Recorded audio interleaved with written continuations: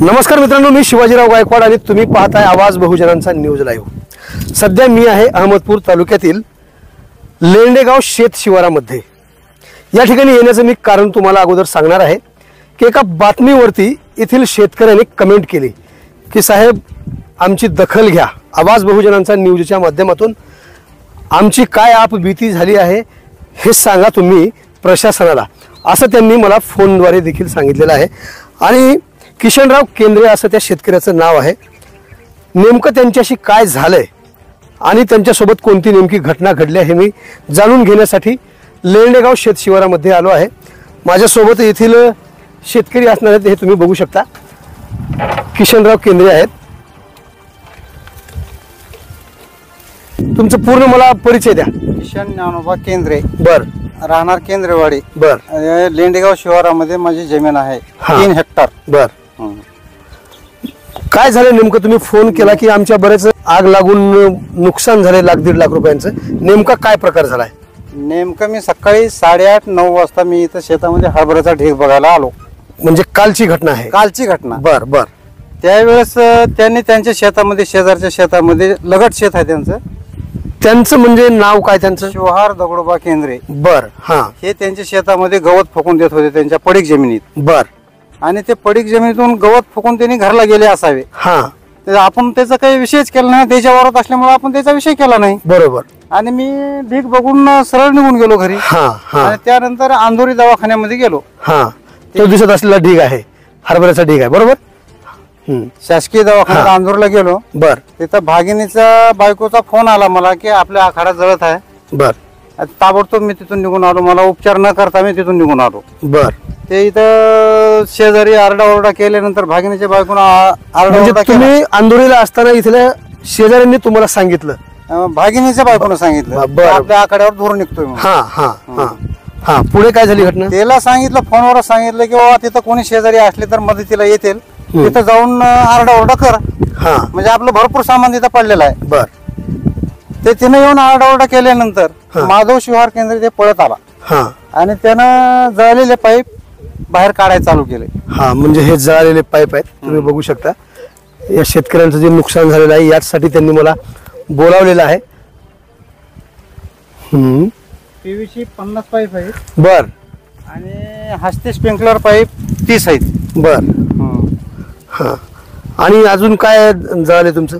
हे आखाड्यामध्ये चार्जिंगचा फवारा, जोडायचे बँडाचे साहित्य, पुन्हा खताचे पोते आहेत मध्ये, काय जळून खाक झाले तेव्हा। बर बर बर। मध्ये तेव्हा ते फ्लॅश जळून गेलेले तसेच आहेत। होय। असं बरंच काही सामान होतं, काय खिळी सात्य जळून गेले तेव्हा, चापक जळून गेले, म्हणजे पूर्ण सामान होतं ना, शेती जू होतं। बर। कोळपे जळून गेले तेव्हा। एकूण किती रुपयांचं तुमचं नुकसान झालंय? काल टॅली केलं मी, जवळपास 1.5 लाखाचं नुकसान झालंय आपलं। बर बर बर। मग यानंतर तुम्ही कुठे गेलात? ही घटना घडल्यानंतर? हे विजय झाल्याच्या नंतर मी कल्याणी साहेबाला फोन केलो। कल्याणी साहेब कोणते? अहमदपूर बेट आम्हाला, हे किनगाव बेट आम्हाला। बर। मग तिथे गेल्याच्या नंतर त्यांनी म्हणले येऊन साहेबाशी बोला, चर्चा करा, मग आपण हे करू। मग ते काल किनगावला गेलो, FR काढलेला आहे। बर।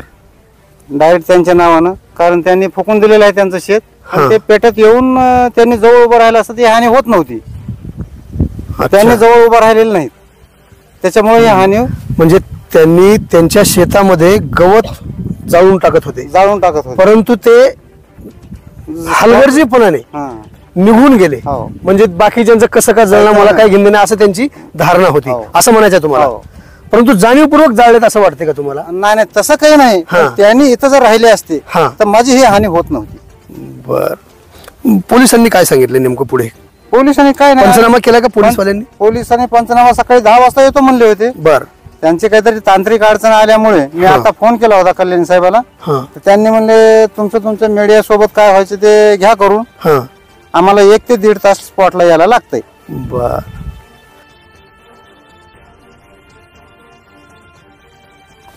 शेजाराच्याच हलगर्जीपणामुळे किशनराव केंद्रे यांना 1.5 लाखाचं नुकसान आजच्या घडीला सहन करावं लागले।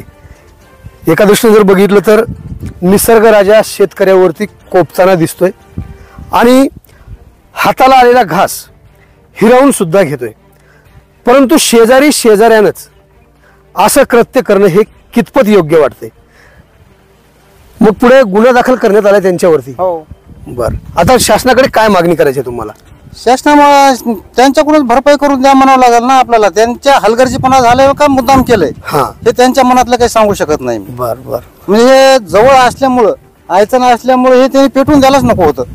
बर, मग हे पोलीस प्रशासनाकडे जाण्याच्या अगोदर तुम्ही तुमच्या गावातल्या काही सिनियर माणसांना किंवा गावातले सरपंच असतील, उपसरपंच असतील, तंटामुक्ती अध्यक्ष असतील किंवा इतर सदस्य असतील, त्यांना एकत्र करून हे त्यांना बोललोही असतो तर जमलं असतं. भरपाई तर पाहिजे होती तुम्हाला. मग हो, ते आम्ही बोलू शकत नाही म्हणजे विरोध पार्टीचा आहे. अच्छा, नाही विरोध पार्टीचा काय समज? शेजारी शेजारी म्हणल्यानंतर शेजारी शेजारी आपलं काही जमतच नाही. हा हा हा, आमचं त्याचं आयुष्यात जमलेलं नाही. पूर्ण टोटल आमच्यासाठी हे आहे, दुश्मनगिरी साहेब धरून चला. बरोबर. तर किशनराव केंद्रे यांची अशी मागणी आहे की जो कोणी संबंधित आमच्या नुकसानाला जबाबदार आहे त्यांनी या नुकसानाची भरपाई करून द्यावी, असं त्यांचं मत आहे. आवाज बहुजनांचा.